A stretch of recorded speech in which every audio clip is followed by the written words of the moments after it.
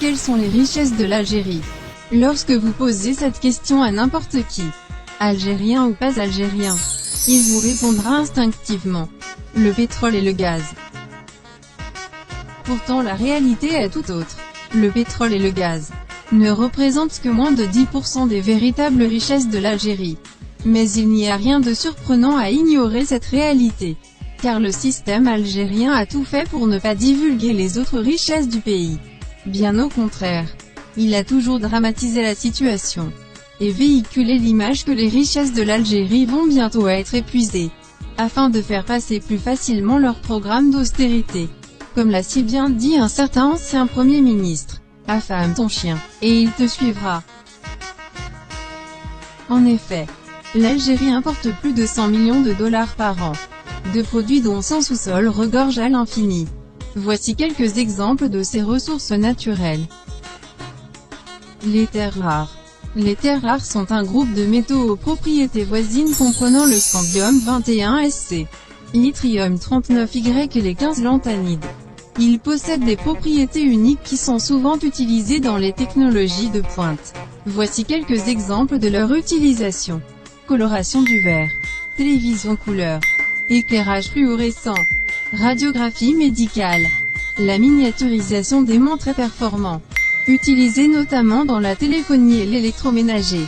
L'Algérie dispose d'environ 20% des réserves mondiales de terres rares, ce qui la classe à la 3e position, derrière la Chine et l'Afrique du Sud. Ces réserves se trouvent du côté de l'Est et du Sud-Ouest du pays. L'or. Le Gard, dans le Grand Sud algérien, est un endroit tellement beau, tellement pur, tellement paisible, et surtout tellement riche, particulièrement en or. En effet, en plus des successions de grands plateaux gréseux et de oueds ensablés, s'ajoutent des successions de mines d'or, beaucoup plus importantes que l'on puisse imaginer. Les résultats obtenus jusqu'à présent sont très prometteurs, avec d'excellentes teneurs aurifères dans de nombreux échantillons. L'entreprise minière canadienne, Cancor, dans un communiqué publié sur son site le 18 juillet 2018, a souligné que la présence d'or visible dans ces secteurs suggère que les minéralisations aurifères pourraient être beaucoup plus importantes que toutes celles détectées jusqu'à présent. Pour information, le dernier classement de mars 2019, concernant les réserves d'or des pays conservés dans la Banque centrale. L'Algérie occupe le 23e rang mondial avec 173,60 tonnes d'or, et la première place africaine, devant l'Afrique du Sud 29e mondial avec 125,30 tonnes, la Libye 31e mondial avec 116,60 tonnes, et le Maroc 59e mondial avec 22,10 tonnes. Mais ce qu'on trouve un peu paradoxal, les réserves d'or algériennes n'ont pas bougé depuis 10 ans. Elles stagnent toujours à 173 tonnes, alors que l'Algérie s'est lancée dans l'exploitation d'un gisement d'or à Ames Messa. Et selon les déclarations des différents ministres de l'énergie, qui se sont succédés entre 2009 et 2015, qui avaient annoncé officiellement devant les caméras de la télévision algérienne officielle, une production importante.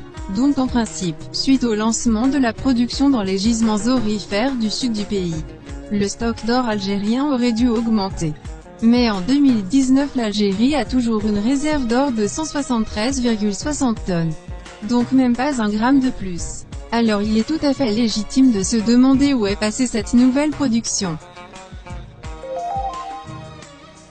Nous allons maintenant vous dévoiler la ressource qui va sûrement surprendre la majorité d'entre vous. Il s'agit de l'eau. Oui, vous avez bien entendu. L'eau. Malgré le climat du Sahara algérien qui se caractérise par une forte sécheresse, avec des températures extrêmes, allant parfois jusqu'à plus de 50 degrés Celsius en été. Mais son sous-sol dispose de la plus grande réserve d'eau douce au monde, la nappe de l'Albien, qui est partagée sur 3 pays, l'Algérie, la Libye et la Tunisie. Mais plus de 70% de cette nappe se trouve en territoire algérien. L'énergie solaire.